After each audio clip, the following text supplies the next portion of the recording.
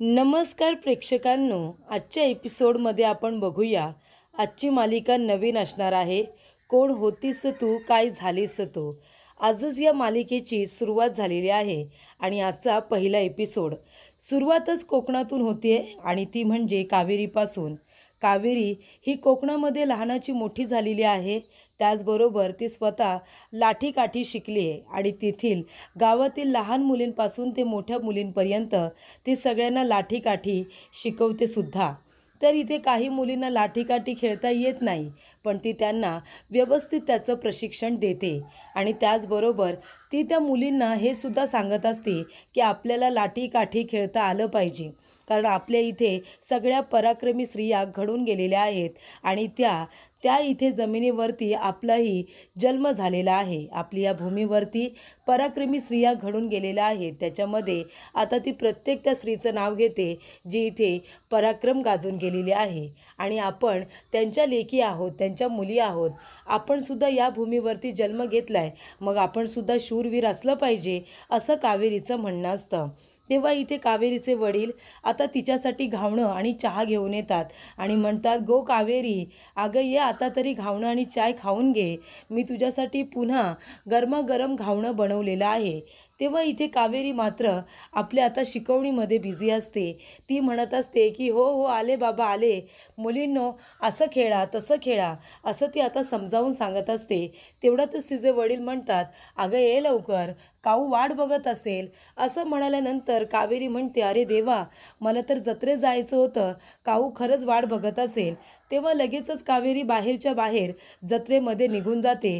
तेव्हा तिचे वडील म्हणतात, ही माझी बाय काय ऐकायची नाही, मी तिला आता माझ्या हाताने खाऊ घालतो. असं म्हणतच ते आता बाहेर तिच्यासाठी घावणं आणि चहा घेऊन आलेले असतात आणि ते विचारतात की कुठे गेली माझी काऊ. तेव्हा तिथल्या मुली म्हणतात, ती तर गेली. तेव्हा इकडे आता कावेरीचे वडील म्हणतात की माझी बाय माझ्या कधी हाती लागेल काही मला कळत नाही आहे. फक्त आणि फक्त गावचा विचार करते, स्वतःचा विचार तर करतच नाही. आता इतके MBA झाले, पण तरीसुद्धा गावाच्या लोकांचं भलं करता यावं म्हणून इथेच तिच्या शिक्षणाचा उपयोग करून घेते. फॅक्टरी खोलते इथे आणि मग स्वतः फॅक्टरी खोलणार आणि त्याच्यामध्ये इथल्या गावकऱ्यांना ती आता जॉब मिळवून देणार आहे, असं तिचे वडील म्हणत असतात. तर इथे कावेरी MBA झाले आणि तिला आपल्याच कोकणामध्ये इथे आता फॅक्टरी उभारायची आहे. आपल्या लोकांसाठी तिला काही ना काहीतरी करायचं आहे. तर प्रेक्षकांनो, इथे काऊ चिकूला घेऊन आणि उदय जत्रेमध्ये आता देवी आईचं दर्शन घेण्यासाठी आलेले असतात. तेव्हा इथे आता उदयच्या खिशातून त्याच्या आईवडिलांचा फोटो आणि त्याची डायरी पडते. तेव्हा तो आपल्या आईवडिलांचा फोटो आता बघत असतो. तेव्हा काऊ विचारते की तुम्हाला तुमच्या बाबाची खूप आठवण येते ना. तेव्हा इथे उदय तिच्याकडे बघतो आणि म्हणत असतो की आठवण आपल्याला त्या लोकांची येते ज्यांना आपण विसरतो, पण आपली जवळची माणसं ही नेहमी आपल्या हृदयाच्या जवळच असतात ना, त्यांना आपण तर कधीच विसरत नाही, बरोबर की नाही. तसेच माझे बाबाही आहेत, त्यांना मी कधीच विसरू शकत नाही, कारण माझ्या हृदयामध्ये त्यांची जागा खूपच जास्त मोठी आहे, जवळची आहे, म्हणून ते नेहमी माझ्या हृदयाजवळच असतात, त्यांना मी कधीच विसरू नाही शकत, असं आता उदय म्हणतो. त्यानंतर कावेरी आणि उदय आता देवी आईचा आशीर्वाद घेण्यासाठी आलेले असतात. उदय म्हणत असतो की कावेरी कुठे राहिली. तेव्हा इथे आता काऊ म्हणत असते, काही झालं ना तरी दिलेली वेळ कावेरी पाळणार, ती इथे दिलेल्या वेळेतच पोहोचणार. तेव्हा उदय म्हणतो, आणि त्याच्यात तू बोलवलेस म्हणजे ती वेळेवरती हजर होणारच. तेव्हा इकडे कावेरी आता धावत पळत इथे नारळाच्या झाडावरती चढते आणि आता कोयत्याने इथे नारळ पाडते. सगळे नारळ व्यवस्थित सोलते आणि त्याचं तोरण तयार करते आणि ती आता इथे देवासाठी ते तोरण घेऊन येणार असते.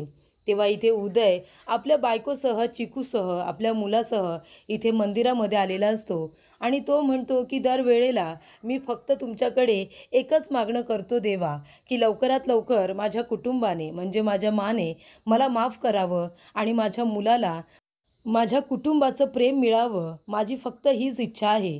आणि इथे कावेरी येत्याने म्हणते की जीजू, तुम्ही अजिबात काळजी करू नका, तुमची इच्छा जरूर पूर्ण होणार आणि यावर्षी ती होणारच. त्यानंतर प्रेक्षकांनो, इथे कावेरी म्हणत असते की तुमची आणि माझ्या काऊची इच्छा पूर्ण व्हावी म्हणून तर मी हे 11 नारळाचं तोरण घेऊन आली आहे ना इथे. तेव्हा इकडे ती स्वतः नारळाच्या झाडावरती चढून तिने 11 नारळ पाडलेले असतात आणि त्याचं तोरण करून ती मंदिरामध्ये सुद्धा पोचलेली असते. तेव्हा इथे कावेरी म्हणते, गुरुजी हे घ्या, देवाला 11 नारळाचं तोरण द्या आणि ही इच्छा पूर्ण होऊ दे की माझ्या काऊला लवकरात लवकर तिच्या सासरच्या लोकांनी आपलं मानलं पाहिजे, चिकूला त्याचं घर मिळायला पाहिजे, इथे जिजूंची इच्छा पूर्ण व्हायला पाहिजे, हो की नाही चिकू. तेव्हा इथे आता कावेरी आणि काऊ दोघीजणी बेस्ट फ्रेंड आणि दोघींची नावं ही सारखीच असतात. पण इथे आता कावेरी काऊला काऊच म्हणत असते. त्यानंतरला कावेरी म्हणत असते की माझी काऊ आनंदी राहिली पाहिजे, तिला जे हवं ते मिळालं पाहिजे, दुसरं मला काय हवं आहे. तेव्हा इकडे उदय म्हणत असतो, कावेरी तुझ्यासाठी काऊ खूप महत्त्वाची आहे ना गं, म्हणजे आता याच गावामध्ये राहून तुला गावकऱ्यांचं भलं करायचं आहे, तुझी स्वप्न किती मोठी आहेत. मग जर कधी अशी वेळ आली की तुला गावकऱ्यांचं भलं आणि लोकांची सेवा याच्यामधून जर तुला काऊ आणि गावकरी गाव हे जर आता निवडायचं असेल तर तू कुणाची निवड करशील. तेव्हा इकडे कावेरी म्हणते की मी नेहमीच काऊची निवड करेन, पहिलं प्राधान्य माझं काऊलाच असेल आणि मी तिचीच निवड करेन, तिच्यासाठी जे जे करता येईल ते सगळं करेन, कारण ती माझ्या सगळ्यात जवळची आहे. त्यानंतर प्रेक्षकांनो इथे कावेरीचा काऊवरती खूपच जीव. गुरुजी तिथे येतात, उदयला प्रसाद देतात, त्याला इथे टिळा लावतात, त्यानंतर आपल्या काऊला देतात. त्यानंतरला कावेरी म्हणते आणि मला गुरुजी म्हणतात, गो बाय तुला कसा विसरेन, हे घे, तुला तर पहिलं द्यायला हवं ना. तेव्हा इकडे गुरुजी म्हणतात, काऊ आणि कावेरी तुम्ही दोघीजणी लहानपणापासून मी बघतोय ना एकमेकींची सावली, ही तर नेहमी तुझ्या पाठीशी खंबीरपणे उभी असते. मी काय म्हणतो उदय, अरे बघ ना, आता तुझ्याच जर भावाला, तुझा जर छोटा भाव असेल ना तर कावेरीसाठी बघ आणि त्यांचंच लग्न लावून दे, म्हणजे 2 मैत्रिणी एका घरामध्ये अगदी व्यवस्थित सुखाने राहतील, हो की नाही. बघ तसं जर काय असेल तर. तेव्हा इथे प्रेक्षकांनो कावेरी आता गमतीमध्ये हसत असते, पण तेवढ्यातच इथे एंट्री झालेली असते आता यशची. यश इथे केक बनवत असतो, त्याच्या मैत्रिणीचा वाढदिवस असल्यामुळे तो इथे खूपच आता छान असा तिच्यासाठी केक बनवतो, नंतर चाऊमिन बनवतो, म्हणजे सगळंच त्याला जे जे काही येत असतं ते सगळं इथे प्यायचं ड्रिंक वगैरे स्वतःच्या हाताने त्याने सगळं काही तयार केलेलं असतं. तेव्हा प्रेक्षकांनो इकडे त्याचा मित्र म्हणत असतो की अरे वा, एवढ्या कमी वेळेमध्ये केक तयार केलास, चाऊमिन तयार केलास, अजून इथे ड्रिंकसुद्धा तयार केलंस, म्हणजे खरंच बाबा मानलं पाहिजे तुला, तुझी होणारी बायको आहे ना खूपच जास्त लकी असेल, कारण तिला एवढा छान स्वयंपाक करणारा नवरा मिळणार आहे ना, मग ती तर लकी असणारच. तेव्हा इथे प्रेक्षकांनो कावेरी म्हणत असते, गुरुजी आता सध्या माझ्या लग्नाचा विषय सोडा, माझ्या कावेरीसाठी प्रार्थना करा की तिचं सगळं काही चांगलं होऊ दे, तिला तिचं कुटुंब मिळू दे, जिजूंना त्यांच्या घरी जाता येऊ दे, चिकूला त्याच्या घरचं प्रेम मिळू दे, त्याच्या माणसांचं प्रेम मिळू दे, असं आता कावेरी म्हणत असते. त्यानंतर प्रेक्षकांनो इथे आता जत्रा असते देवी आईची, त्याच्यामध्ये एक जो माणूस असतो तो एका बाईची छेड काढत असतो. तेव्हा प्रेक्षकांनो तो गुंड माणूस, ती म्हणत असते सोड माझा हात सोड, तो म्हणतो की नाही नाही, तुझ्या नवऱ्याने माझ्याकडून कर्ज घेतलं आहे ना आणि त्याने ते आता फेडलेलं नाही आहे, मग आता मी तुझ्याकडून ते पूर्ण करून घेणार, चल माझ्याबरोबर चल. तेव्हा इकडे कावेरी येते आणि आता त्याला चांगलाच इथे एक फटका मारते, त्याला फेकून मारते काहीतरी वस्तू. तेवढ्यातच तो म्हणतो काय गं ए, तुझी एवढी हिंमत. तेव्हा कावेरी इथे म्हणत असते की सत्या दादा, अहो काय करताय तुम्ही, मला माहिती आहे की यांच्या नवऱ्याने तुमच्याकडून कर्ज घेतलं आहे आणि 6 महिन्याचा वायदासुद्धा घेतला आहे ना, 6 महिने अजून पूर्ण झालेत का नाही, मग तुम्ही असं जबरदस्तीने पैसे परत नाही घेऊ शकत, जर 6 महिन्याचा वायदा देण्यात आला आहे तर वाट बघायला नको का. तेव्हा तो म्हणतो ए तू कोण आहेस गं, आमच्यामध्ये बोलणारी, आमच्यामध्ये पडणारी. तेव्हा ती बाई कावेरीच्या मागे धावत पडत जाते आणि म्हणते कावेरी अगं वाचव बाई मला याच्या तावडीतून. तेव्हा कावेरी म्हणते काकू घाबरू नका, मी आहे ना. तेव्हा इकडे तो गुंड माणूस म्हणत असतो तू काय करणार आहेस गं, काय करणार आहेस. तेव्हा इथे प्रेक्षकांनो कावेरी म्हणते की आपल्या इथे कोकणामध्ये एक म्हण आहे, उसळलेला समुद्र आणि इथे उथळलेलं जनावर आणि त्याच बरोबर बाईचा पदर याला कधी हात घालायचा नसतो, तुला माहिती नाही काय. नसेल माहिती ना तर तुला आता सांगते, आत्ताच्या आता मागे फिर, नाहीतर परिणाम चांगले होणार नाही. तेव्हा एक छोटी मुलगी येते आणि म्हणते दादा ऐकणार आहे ताईचं. तो म्हणतो हा बाळा ऐकतो हा. त्यानंतरला तो गुंड माणूस त्या छोट्या मुलीला धक्का देतो आणि म्हणतो चल हो तिकडे. तेव्हा कावेरी म्हणते काऊ लागलं नाही ना गं तुला बाळा? त्यानंतरला ती म्हणते काऊ ॲम्ब्युलन्स बोलव. तेव्हा तो गुंड माणूस म्हणतो अच्छा, म्हणजे एवढं थोडंसं लागले हाताला तर लगेच ॲम्ब्युलन्स बोलवायला सांगतेस का? तेव्हा कावेरी म्हणते नाही, ॲम्ब्युलन्स या मुलीसाठी नाही, तुमच्या सगळ्यांसाठी. 2 पायावरती छान नाचत आलाय ना, आता 2 पायांवरती घरी जाऊ शकत नाही तुम्ही, तुम्हाला ॲम्ब्युलन्सच लागणार आहे. तेव्हा उदय म्हणत असतो कावेरी काय करतेस तू? हे बघ तू असं काही करणार नाही आहेस हा, प्लीज. तेव्हा इथे काहू म्हणत असते की नाही, आता कावेरीने ठरवलं ना, आता ती काही कुणाचं ऐकणार नाही, आता ती या लोकांना धडा शिकवणारच. ती आता आपली ओढणी घेते आणि पदर खोचते. तो गुंड माणूस म्हणतो अरे बापरे, घाबरलो, खूपच घाबरलो मी. आणि ते हसायला लागतात, कावेरीची टिंगळ उडवत असतात. त्यांना असं वाटतं ही एकटी मुलगी काय करणार आहे, आम्ही तर 5-6 जण आहोत ना. उदयला ही मारपीट काही आवडत नसते. तो म्हणत असतो कावेरी जाऊ दे ना, कशाला त्यांच्या नादी लागतेस. तेव्हा काऊ म्हणते अहो तिला नका थांबू, आता या लोकांनी तिची कळ काढली आहे ना, आता काही ती कुणाचं ऐकणार नाही. त्यानंतरला इथे आता गुंड लोक जे दात काढत असतात त्यांना कावेरीने चांगला धडा शिकवण्याचं ठरवलेलं असतं. आता लाठीकाठी कशाला शिकते ती, बरोबर की नाही? लाठीकाठी तर ती शिकतेच आहे ना. त्यानंतरला तिकडून ती काठी घेते आणि त्या काठीचा चांगला उपयोग करते.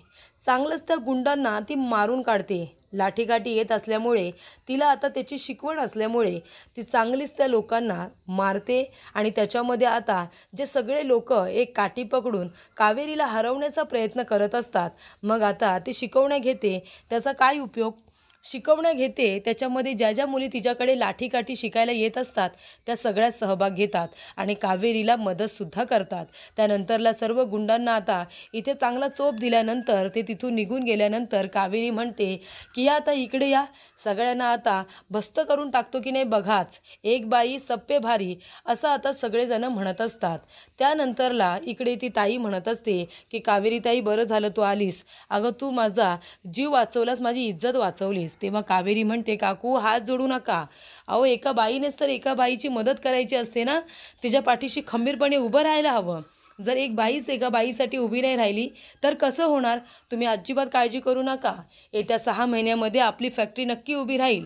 मग आपण ह्या अशा माणसांचे पैसे आहे ना लवकरात लवकर परत करू आणि रोजगारसुद्धा इथेच मिळेल तुमच्या नवऱ्याला, अजिबात काळजी करू नका.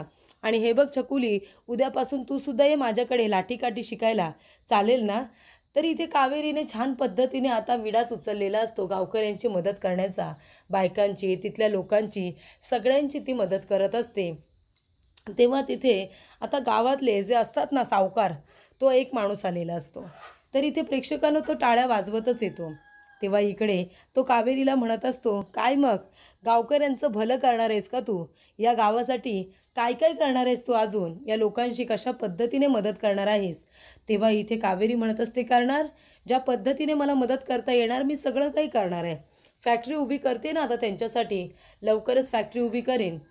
एवढं शिक्षण घेतलं आहे की मुंबईमध्ये जाऊन, शहरामध्ये जाऊन चांगला जॉब करू शकते, पण मला इथेच राहून माझ्या गावासाठी काहीतरी करायचं आहे आणि फॅक्टरीचं स्वप्न हे माझ्या वडिलांचं आहे, ते मी पूर्ण करणारच. तेव्हा तो सावकार म्हणतो अगं हे स्वप्न तुझ्या वडिलांचं होतं, तुझ्या भावाचं होतं, पण काय झालं त्याचं सांग ना. ते स्वप्न पूर्ण झालं का? नाहीच झालं ना. स्वप्न हे स्वप्नच राहिलं. मग आता तू तरी काय तुझ्या वडिलांचं स्वप्न पूर्ण करतेस? तेव्हा इथे कावेरीला वाईट वाटतं. कावेरी म्हणते पण नाही, या वेळेला ते स्वप्न पूर्ण होणारच, मी करूनच दाखवेन ना. तेव्हा सावकार म्हणत असतो मला तर ते काही शक्य वाटत नाही. अगं फॅक्टरीचं स्वप्न, खिशात नाही दमडी आणि फॅक्टरी उभी करायला जाणार आहेस, मला तरी वाटत नाही की तुझं हे स्वप्न पूर्ण होईल. आणि तरीसुद्धा हे स्वप्न तू पूर्ण करणार आहेस असं म्हणतेस ना या गावकऱ्यांसाठी. फक्त एक काम करून दाखव, या गावातले लोक जे शहराकडे गेलेत ना, आता देवी याची महाआरती होणार आहे, महाआरतीला 10 लोकांना तरी इथे बोलावून दाखव, जे गाव सोडून शहरामध्ये नोकरीसाठी गेले आणि तिकडेच राहिले. त्या 10 लोकांना जरी इथे बोलावलंस ना महाआरतीच्या मानासाठी, तरी मी मानेन तुला. तेव्हा कावेरी म्हणते ठीक आहे, तुमची तीच इच्छा आहे ना, तुमची इच्छा पूर्ण करते. या गावातून जे लोक शहराकडे गेलेत ना त्यांना आता महाआरतीच्या मानासाठी इथे मी बोलावून घेते. ते 10 लोक नक्की येतील की नाही बघाच तुम्ही. तर हे चॅलेंजसुद्धा कावेरीने स्वीकारलेलं असतं. त्यानंतर यमुना इथे आता सेल्फीज वगैरे काढत असते. तेव्हा तिथे आलेली असते तिची काकू. ती म्हणते काय गं यमुना, हे काय करतेस तू? अगं कामं कर, जरा घरातली कामं कर. तेव्हा यमुना म्हणते मला यमुना म्हणायचं नाही, मला म्हणायचं या आम्ही, यमुना का यमुना, आणि घरातली कामं वगैरे मी नाही करणारा काकू, घरातली कामं आहेत ना सुना करतात, लेकी नाही. तेव्हा इथे आता तिची काकू म्हणत असते, हो का सावित्री म्हणत असते, हे सगळं आहे ना तू वहिनींच्या समोर बोलून दाखव गं मला. तेव्हा लगेच यमुना घाबरते. त्याचबरोबर इथे आता तिची सून ईशा काम करत असते. तेव्हा तिची सासू येते आणि तिला बोल बोल बोलते. तिच्या हातातून आता तेल खाली सांडतं, कारण ती घाबरते. तेवढ्यातच ती म्हणते, काय गं बाई, साधं एक काम तुला धड करता येत नाही का? तुझ्या माहेरी तुझ्या आईवडिलांनी तुला हेच शिकवलं आहे का? सगळीकडे आपला गोंधळ घालून ठेवत असते. तेव्हा तिचा नवरा तिच्याकडे बघतो आणि तिला म्हणतो, जाऊ दे ना ब्युटिफुल, आज तू सुंदर दिसतेस, आईच्या बोलण्याकडे लक्ष देऊ नकोस. त्यानंतरला इथे आता घरातली जी नातवंड असतात त्याच्यामध्ये पार्थ आणि अनन्या हे दोघेजण खेळत असतात. तेव्हा इथे आता अनन्या म्हणत असते की पार्थ, मी आता लॉयर बनते ना, मी बाहेर चालले जॉबला, तू घर सांभाळा मी येईपर्यंत. तेव्हा इकडे तिचा भाऊ पार्थ म्हणतो, हो ठीक आहे ताई, तू जा, मी घर सांभाळतो. तेवढ्यातच आता घरातल्या करत्या धरत्या यांची एंट्री झालेली असते, माची एंट्री झालेली असते. तेव्हा इथे मा आल्यानंतर खूपच जास्त ईशा घाबरते. तिच्या हातातून कलश खाली पडतो आणि तो गडगडत गडगडत आता माच्या पायाजवळ जातो. तेव्हा मा तो उचलते आणि आपल्या पदराने तो पुसत असते. तेव्हा मा म्हणत असते, किती वेळा सांगितलं, बाईचा पदर झिजला तरी चालेल, पण घरातला हा कलश मात्र चमकतच राहिला पाहिजे. सांगितलं होतं की नाही? मग का तुझ्याकडून त्या चुका सारख्या होत असतात? घरातली शिस्त म्हणजे शिस्त, शिस्त बिघडली तर काय होतं माहिती आहे ना? घरातली शिस्त म्हणजे शिस्त, शिस्त नसेल तर घर होतं भस्त. कळतंय का तुला? आणि मुलांकडे लक्ष दे, त्यांना सांग, घरातल्या पुरुषांनी बाहेर जाऊन काम करायचं असतं आणि घरातल्या मुलींनी सुनांनी घर सांभाळायचं असतं. हे मुलांनासुद्धा कळायला हवं. कळलं ना? आणि तू सुद्धा हे लक्षात ठेवायच जा. समजून सांगितलेली कामं ही चांगल्या पद्धतीने करता आली पाहिजे. त्याच्यामध्ये दरवेळेला चुका होता कामा नये. कलश हा तिथेच शोभून दिसतो, इथे नाही. तेव्हा ती म्हणते, हो चुकलं माझं मा, मला माफ करा. त्यानंतर इकडे मासाहेब म्हणत असतात की पार्थ आणि अनन्या, अरे तुम्हाला किती वेळा सांगितलं, घरातले पुरुष असतात ना ते बाहेर जाऊन काम करतात, घर सांभाळत नाही. आणि अनन्या, अगं तू मुलगी आहेस की नाही, तू घर सांभाळायचं. तेव्हा इकडे पार्थ म्हणतो, पण ही का घर सांभाळणार, हिने पण बाहेर जाऊन नोकरी केली पाहिजे ना. तेव्हा इकडे त्याची आजी म्हणते की अरे असं कसं, नोकरी करायला या घरातले पुरुष आहेत ना, मुलींनी कसं घर सांभाळायचं असतं, त्याच्यासाठी पुरुषांसाठी सगळ्यांसाठी स्वयंपाक बनवायचा असतो, हीच आपली परंपरा आहे की नाही, आणि आपण सुद्धा तसंच वागायचं. कळतंय का? त्यानंतर प्रेक्षकांनो इकडे मा सगळ्यांना तेच सांगत असते, घरातली शिस्त म्हणजे शिस्त, शिस्त कुणीही सोडायची नाही, नाहीतर मग लोक खूपच जास्त शेफारतात, आपल्या मनाप्रमाणे वागतात. मुलींनी कसं घरातली कामं करायची, घरदार सांभाळायचं, बाहेर पडायचं नाही. जर उंच उडायचा प्रयत्न केला ना की मग घरातली शिस्त बिघडलीच म्हणून समजा, हो की नाही? आणि मी ते खपवून घेणार नाही. आता मी कशी तुमच्या आजोबांच्या एक पाऊल मागेच असते की नाही? मुली कितीही शिकल्या सवरले ना तरीसुद्धा मुलांच्या एक ओळ मागेच त्या चांगल्या दिसत असतात, हो की नाही? आणि ज्या लोकांना आपण सूट देतो, जी बाई घरातून पाय बाहेर ठेवते ना, तिथे सगळं वादळच येतं असं समजा. आणि ते वादळ आलेलं मी माझ्या डोळ्याने बघितलं आहे. एका मुलीला आता घरातून बाहेर जाण्याची मुभा दिली की मग ती अख्खं रानच पेटवून ठेवते, असं सुद्धा इथे आता मा म्हणत असतात. त्याचबरोबर इथे त्या म्हणतात की अनन्या, आज मी तुला काय देणार आहे बघ. तिला काय दिलेलं असतं प्रेक्षकांनो? गॅस आणि त्याचबरोबर लाटणी पोळपाट, जे खेळण्यातलं असतं ना भातुकलीच्या, ते दिलेलं असतं. तेव्हा इकडे मा म्हणतात की हे बघ अनन्या बाळा, अगं ह्याच्याबरोबरच मुलींनी खेळायचं असतं, बाहेर जाऊन खेळायची स्वप्न बघायची नसतात. तेव्हा इथे लगेचच ईशा कॅमेऱ्याला आपल्याजवळ बोलावते आणि म्हणते, बघा ऐकलं तुम्ही, यांचं जुन्या विचारांचं आहेत. हे घरदार जे तुम्हाला मोठं मोठं दिसतंय ना, काही उपयोग नाही याचा. इथे काय म्हणतात, मोठ्या घरचा पोकळ वाजता आणि वारा जाई भसाभसा. आमच्या विदर्भामध्ये अशी म्हण आहे, नागपूरची आहे मी तर्री, आहे मी तर्री, मी तरी काय ऐकते का? मी माझ्या मुलीला मला जे बनवायचं आहे मी तेच बनवणार. इथे मुली चंद्रावरती जात आहेत आणि या बघा, या अजून इथेच पडलेल्या आहेत. त्यानंतरला इथे आता ईशाला भानावरती आणलं जातं. इथे तिची सासू म्हणते की ऐकलंस का गं, मुलांना शिकवायचं, इथे मुलींनी घरातली कामं करायची आणि मुलांनी बाहेरची. तेव्हा इथे आता ईशा हळूच म्हणत असते की सांगते मी, मला काय सांगायचं आहे ते, पण या घरामध्ये आहे ना अशी एक मुलगी नक्की येणार जी या सगळ्यांना सरळ करेन. मी आता गप्प बसते, पण ती काही गप्प बसणार नाही. तर प्रेक्षकांनो, पुढील भागामध्ये आपण बघूया. इथे आता जे काही आपल्या कावेरीचे वडील आहेत ते म्हणत असतात, "गो बाई, तुला स्वयंपाक करता येत नाही, तुझ्या गव्हाला कसा स्वयंपाक करून देशील? तेव्हा उपाशी ठेवतेच वाटतं." तेव्हा कावेरी म्हणते, "कशाला? तो खवणेल ना माझ्यासाठी खोबरं." त्यानंतर इथे आता यशची मैत्रीण त्याला म्हणत असते की यश, तुला जर अशी एखादी मुलगी आवडली जी तुला आवडली आहे पण तुझ्या आईला नाही, मग तू काय करशील? त्यानंतरला इथे सगळेजण आता नाश्ता करायला बसलेले असतात. तेव्हा इथे माँसाहेब म्हणत असतात की काही झालं तरी घरची शिस्त म्हणजे शिस्त. जर शिस्त नसेल ना तर घर भस्त व्हायला वेळ लागत नाही. तेव्हा इकडे आता तिचं हे वागणं बोलणं सगळ्यांना आश्चर्य करून सोडणारच असतं, एवढं कडक. त्यानंतर यश मात्र आपल्या आईकडे आता बघतच राहतो. सगळ्यांना वाटत असतं की एवढ्या कडक शिस्तीमध्ये लोक कसे काय राहतात, त्यांना जेलमध्ये राहिल्यासारखं नाही वाटणार का, असं त्याला वाटतं.